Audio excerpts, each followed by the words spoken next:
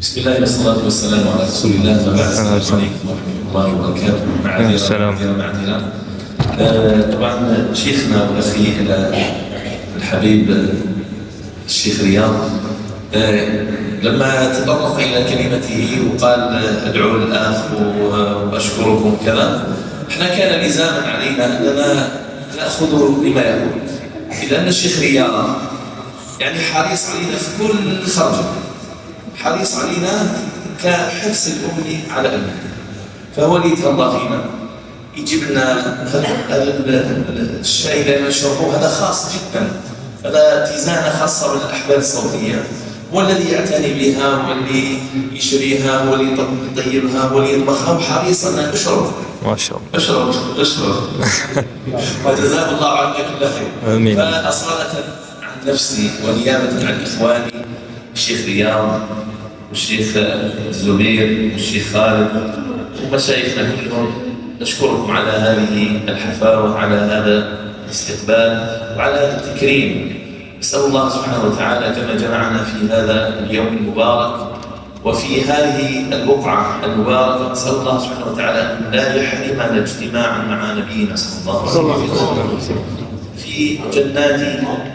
في جناته في مقعد صدق عند مليك مقتدر مع النبيين والصديقين والشهداء والصالحين وحسن أولئك رفيقا. وبارك الله فيكم على هذا التكريم. فتلبية لأخويا ما قال قل لهم انتاي فأنا قلت لكم بارك الله فيكم.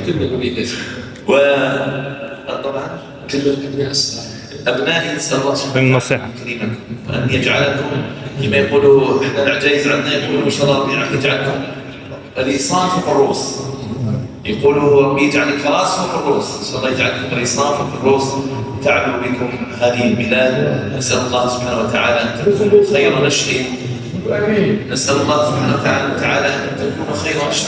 أنا لما أشوف هذه الأبناء أتذكر حالي لما كنت صغير عند الشيخ عز الدين، عند الشيخ الأخضر، عند الشيخ محمد، منهم من مات ومنهم من هو على قيد الحياة، قال منهم من قضى نحبه ومنهم من ينتظر. وأسأل الله سبحانه وتعالى أن لا يبدلوا وأن لا نبدل تبديلا. وكذلك أذكر شيخنا الشراطي رحمة الله عليه وما كان عليه من حرص في تعليمنا وإتقاننا وضبطنا لكلام الله سبحانه وتعالى. فربي ينجحكم ويجعلكم إن شاء الله من لسان الخلوص. استسمحكم سبحانك اللهم وبحمدك، أشهد أن لا إله إلا أنت، أستغفرك وأتوب إليك. وبارك الله فيك. جزاك الله خير.